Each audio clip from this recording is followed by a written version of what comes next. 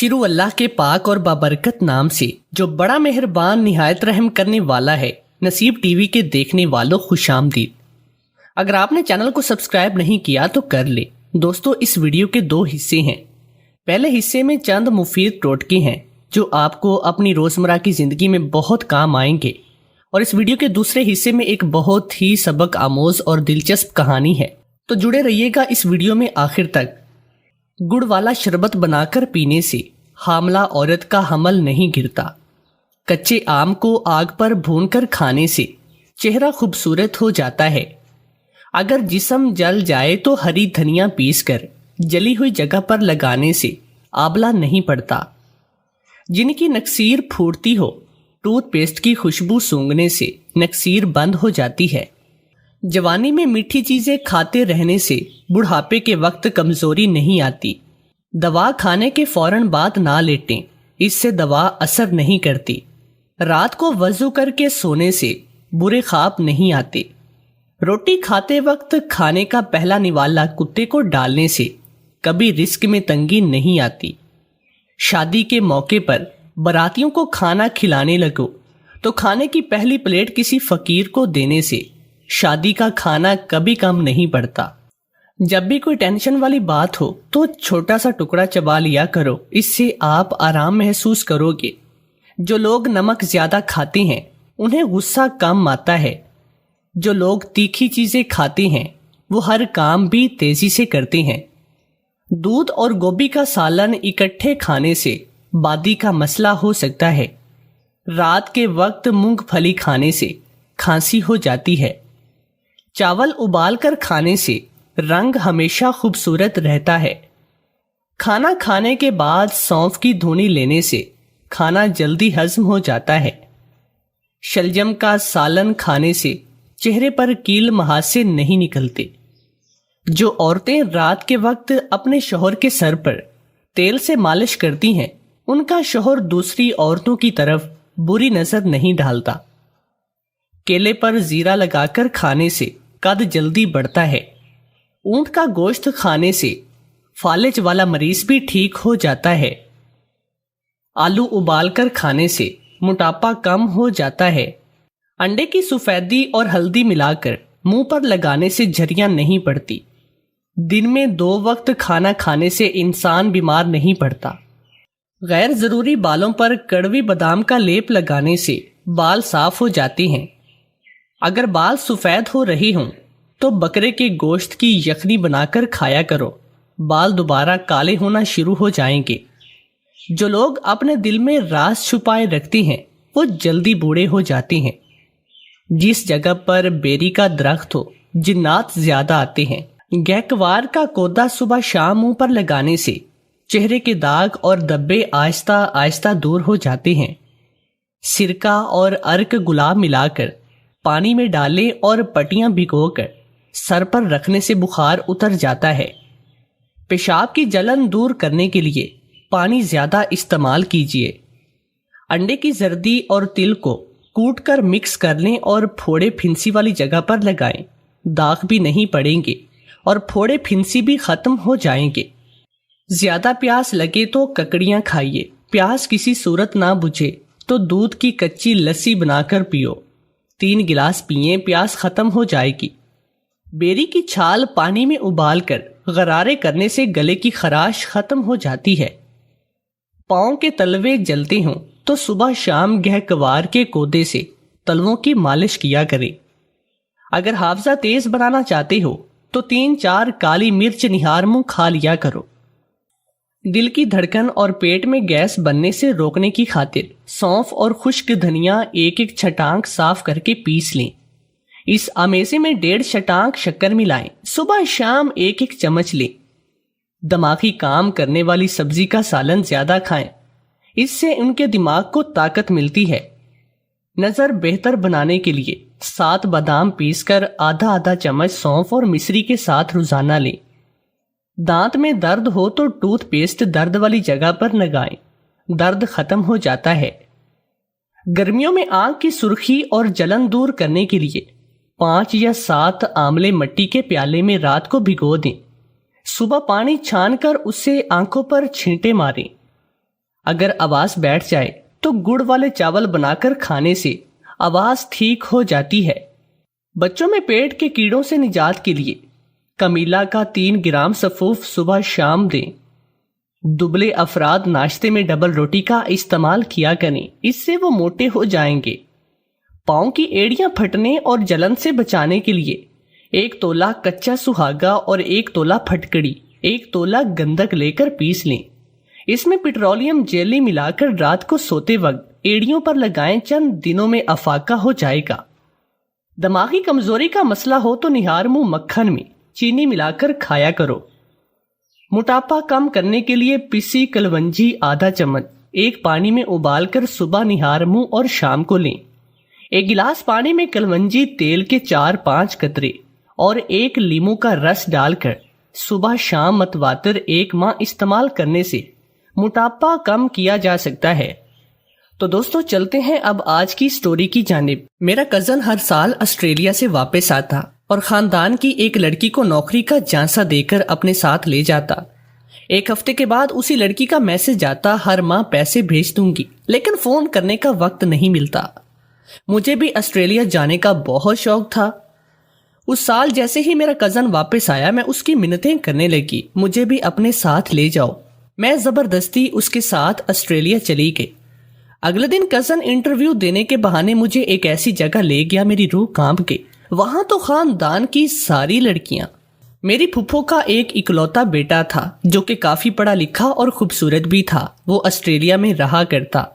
اس دفعہ مجھے اس کی واپسی کا شدت سے انتظار تھا اور اس کی وجہ صرف یہ تھی کہ مجھے اس کے ساتھ آسٹریلیا جانا تھا۔ وہ ہر سال پاکستان آتا اور خاندان کی کسی بھی ایک لڑکی کو پڑھائی یا نوکری کا جھانسا دے کر اپنے ساتھ لے جاتا، لیکن ہمیشہ وہ ایسی لڑکی کو لے کر جاتا جو پڑھی لکھی ہوتی اور خوبصورت بھی۔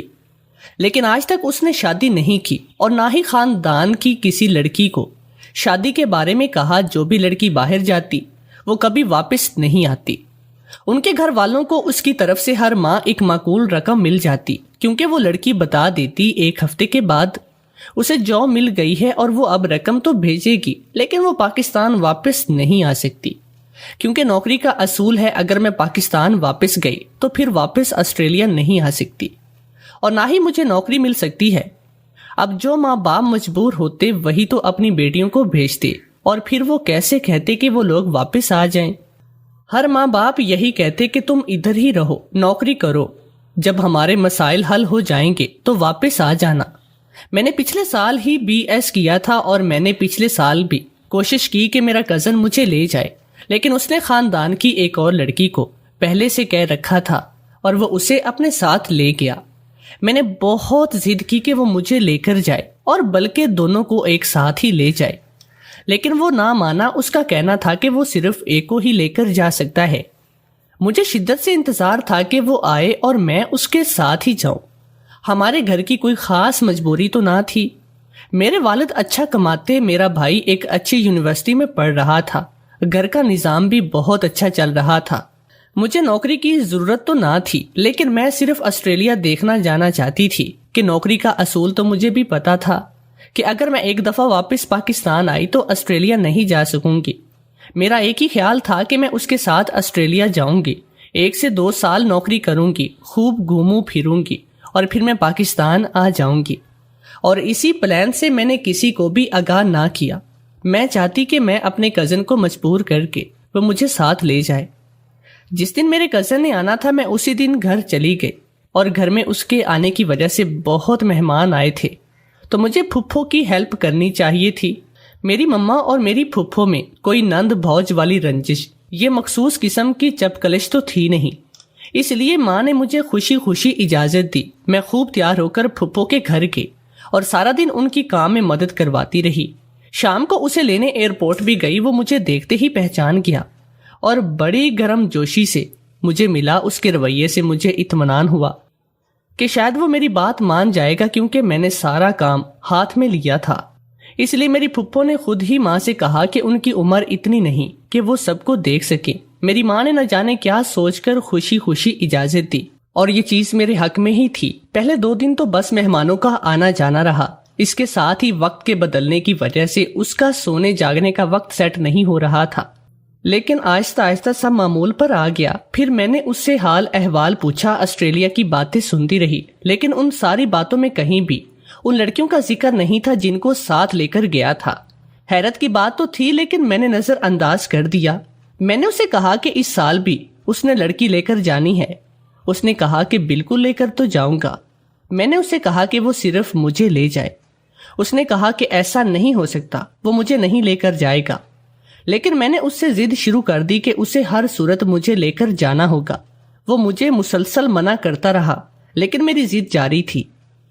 اس نے مجھے کہا بھی کہ جو لڑکیاں وہاں جاتی ہیں وہ واپس اس ملک نہیں آ سکتی، کیا تم اپنے والدین سے الگ رہ لو گی؟ لیکن میرے دماغ میں جو پلاننگ تھی وہ میں اس کو نہیں بتا سکتی تھی۔ وہ مجھے لے کر نہیں جاتا، اس لیے میں نے اس سے کہا میں رہ لوں گی، مجھے کوئی مسئلہ نہیں۔ ویسے بھی پاکستان میں تو کوئی جاب نہیں ملی، مجھے باہر ہی جانا چاہیے۔ وہ مسلسل مجھے منع کرتا رہا، لیکن میری ضد ویسے کی ویسی تھی۔ حیرت کی بات یہ تھی کہ وہ سارے خاندان میں سب لڑکیوں میں سب سے زیادہ قریب میرے ہی تھا۔ میری ضد بھی مان لیتا اور میری بات سن بھی لیتا، باقیوں کو منہ نہیں لگاتا تھا، بلکہ جن کو باہر لے کر گیا تھا ان کے بھی والدین کے کہنے پر انہیں لے کر گیا تھا۔ لڑکیاں جو بھی کہتی رہیں نہیں سنتا، لیکن شاید میں اس کی ماموں کی بیٹی تھی، اس وجہ سے میری ضد مان لیا کرتا تھا۔ اسے آئے 10 دن گزر چکے تھے، وہ ہمیشہ صرف 1 مہینہ چھٹی آتا۔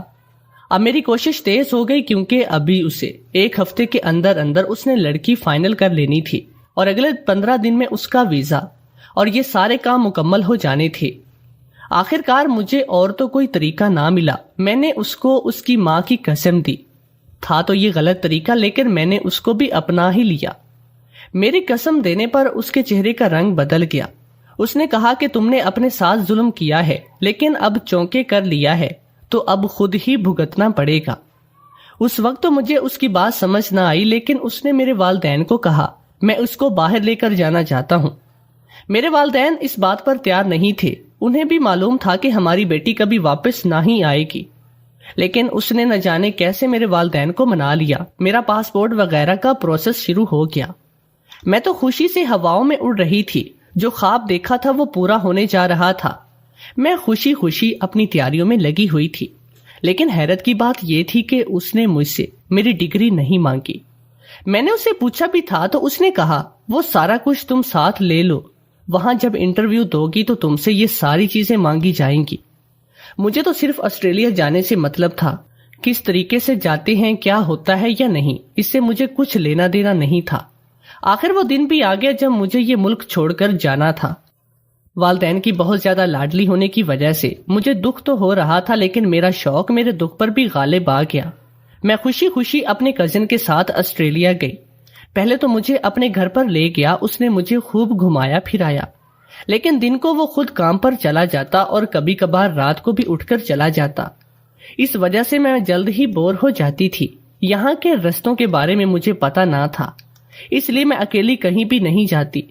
1 ہفتے کے بعد ہی میں نے اپنے کزن سے کہنا شروع کر دیا مجھے جلدی جلدی نوکری پر لگوا دو، لیکن وہ مجھے ٹالتا رہا۔ ایک دن میری ضد سے مجبور ہو کر مجھے اپنے ساتھ لے کر گیا، یہاں تمہارا انٹرویو ہوگا، کیونکہ پاکستان سے آنے والی ساری ہی لڑکیاں یہاں پر کام کر رہی ہیں۔ جب میں وہاں گئی تو جاتے ہی میرے قدموں کے نیچے سے زمین نکل گئی اور میری روح تک کانپ گئی۔ میں وہاں سے نکل کر بھاگ گئی۔ میرا کزن میرے پیچھے پیچھے بھاگ رہا تھا اور آوازیں دے رہا تھا، لیکن میں بھاگی جا رہی تھی۔ مجھے یوں لگتا اگر ایک دفعہ میرے کزن نے مجھے پکڑ لیا تو مجھے بھی اٹھوا کر وہیں چھوڑ آئے گا۔ مجھے راستہ تو معلوم نہیں تھا، میں صرف اندھا دھند بھاگی جا رہی تھی۔ بھاگتے بھاگتے میں بڑی سڑک پر آ نکلی اور دور سے آتی ہوئی گاڑی کو دیکھ نہ سکی۔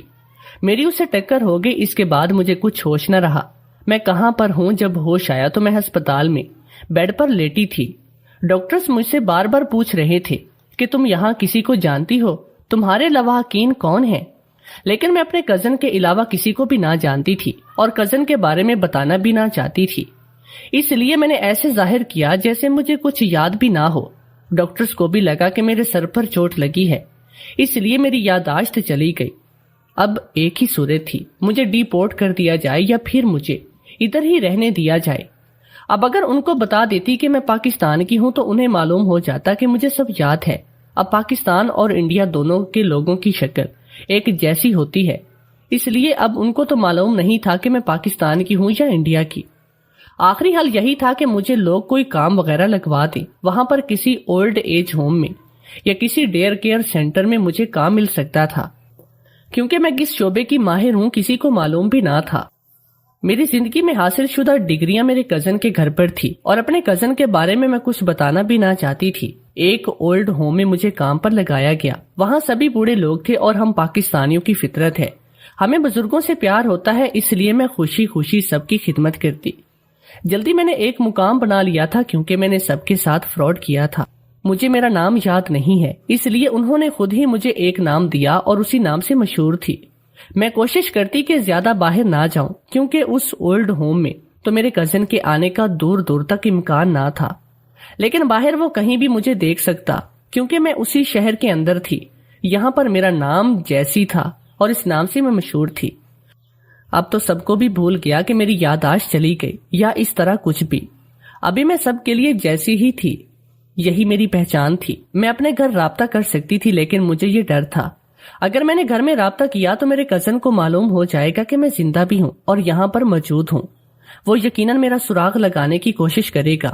میں چاہتی تھی کہ اپنے خاندان کی لڑکیوں کو اس جگہ سے نکال سکوں، لیکن کوئی بھی راستہ سمجھ نہ آیا جس کے ذریعے میں لڑکیوں کو وہاں سے نکال سکتی۔ میں وہاں جاتی تو کسی کی بھی نظر مجھ پر پڑ سکتی تھی اور یہ بات میرے کزن تک پہنچ جاتی جو بالکل نہیں چاہتی تھی میں۔ مجھے یہاں آئے 6 مہینے ہو چکے تھے اور کچھ مہینے مجھے اب صبر سے گزارنے تھے تاکہ میرا کزن پاکستان جائے تو میں اس کی غیر موجودگی کے 1 مہینے میں ان لڑکیوں کے لیے کچھ کر سکوں۔ اور پھر مجھے ایک دن معلوم ہوا کہ میرا کزن پاکستان چلا گیا۔ میں نے اپنی ایک دوست سے اس کے بارے میں معلومات حاصل کرنے کو کہا اور اس کے سامنے بہانہ کیا کہ وہ لڑکا مجھے پسند ہے۔ وہ پاکستان چلا گیا تو اب میرے پاس صرف 1 ہی مہینہ تھا اور اس 1 مہینے میں مجھے سب کام کرنے تھے۔ اس لیے سب سے پہلے تو میں اس جگہ پر واپس جانا چاہتی تھی جہاں میرے خاندان کی ساری لڑکیاں تھی، لیکن وہاں جانے کے لیے مجھے بہت ہی ہمت چاہیے تھی اور کسی کی مدد کے بغیر میں یہ کام نہیں کر سکتی تھی۔ یہ بات مجھے معلوم تھی۔ آخر کار ایک دن میں نے ہمت کی اور اس جگہ چلی گئی۔ وہ جگہ کوئی اور نہیں بلکہ ایک ڈانس کلب تھا اور وہاں پر میرے خاندان کی لڑکیاں کلب ڈانسر کے طور پر کام کرتی۔ ان میں سے ایک لڑکی جو کہ میرے چچا کی بیٹی تھی اور میں اس سے بہت قریب بھی تھی، میں اسے جا کر ملی اور اس کو ایک وقت بتایا جو یہاں سے نکل کر ایک ہوٹل میں آ جائے۔ وہ تو مجھے وہاں دیکھ کر حیران ہوئی، لیکن میں نے اس کو کہا کہ یہ بات کسی کو نہ بتائے۔ اس نے مجھ سے وعدہ کر لیا کہ مقررہ وقت پر پہنچ جائے گی۔ اس نے مجھے ساری تفصیل بتائی کہ ہمارا کزن وہاں ہر سال ایک لڑکی کو لے کر آتا ہے اور یہاں پر کلب میں سب سے پہلے ڈانسر کی نوکری دی جاتی ہے کیونکہ ہم لوگ مجبور ہوتی ہیں، اس لیے یہاں کا لباس پہن کر ڈانس کرتی ہیں، لیکن پہلے ہمیں ڈانس کی تربیت دی جاتی ہے۔ لیکن اس کے بعد جو ہر سال ایک ہی لڑکی لائی جاتی ہے تو پہلے سے موجود کسی ایک لڑکی کو دوسری جگہ منتقل کر دیا جاتا ہے، اور اس سال ہماری فیملی کی لڑکی کی باری ہے۔ ہم لوگوں سے وہ سارے کام کروائے جاتے جو پاکستان میں کوٹھے پر طوائفوں سے کروائے جاتے ہیں، اور ہم یہ بات کسی کو بھی نہیں بتا سکتے کیونکہ اس ملک کے قانون میں ان میں سے کوئی بھی بات بھی غلط نہیں۔ اور ان سب کے پاس ہماری ویڈیوز ہیں جو انہوں نے زبردستی بنوائی اور پھر یہ ویڈیوز لوگ ڈارک ویب پر بھیجتے ہیں۔ یہاں پر ایشیائی حسن کی بہت مانگ ہے اور ہمارا کزن یہاں پہ ہمیں بیچتا ہے۔ اب تو یہ کلب بھی اس نے خرید لیا اور اس کی ساری آمدنی اسی کے پاس جاتی ہے۔ اس سال تو ہم حیران تھی کہ کیسے یہ کوئی لڑکی لے کر نہیں آیا، لیکن اب کی بار وہ سب سے کہہ کر گیا کہ وہ 2 لڑکیاں لے کر آئے گا۔ میں نے اپنی کزن کو بتایا کہ وہ اس سال بھی ایک لڑکی لے کر آئے گا کیونکہ پچھلے سال مجھے لے کر آیا تھا، لیکن میں وہاں سے بھاگ گئی اور میں نے یہ ڈرامہ کیا کہ میری یادداشت چلی گئی۔ میں نے اپنی نئی شناخت کے ساتھ رہ رہی ہوں اور اسے وعدہ کیا کہ میں اس کی مدد ضرور کروں گی۔ اس کا رابطہ نمبر لے کر میں نے اسے جانے دیا۔ اب اس سے وعدہ تو کر لیا، لیکن مجھے سمجھ میں نہیں آ رہی تھی کہ اس کی مدد کروں تو کیسے کروں، اور نہ ہی کوئی راستہ تھا۔ اگر میں یہ کہتی کہ مجھے میرا ماضی یاد ہے تو بہت سی باتوں کے مجھے جواب دینے پڑتے۔ میں تو عجیب دراہے پر آ گئی۔ میں نے اپنی کزن کے ساتھ مل کر وہاں کام کرنے والی اپنے خاندان کی تمام لڑکیوں سے وعدہ لیا جو اس دھندے میں پڑ چکی تھی۔ ان کو یہاں سے نکالنا تو مشکل کام ہے، لیکن اب کسی اور کو اس دھندے میں نہیں پڑنے دینا۔ وہ سب بھی ان چیزوں سے تنگ تھی، اس لیے انہوں نے مجھ سے وعدہ کیا اور یہ بھی کہ وہ میرا راز بھی میرے کزن کو نہیں بتائیں گی اور نئی آنے والی لڑکیوں کے بارے میں ساری معلومات بھی دیں گی۔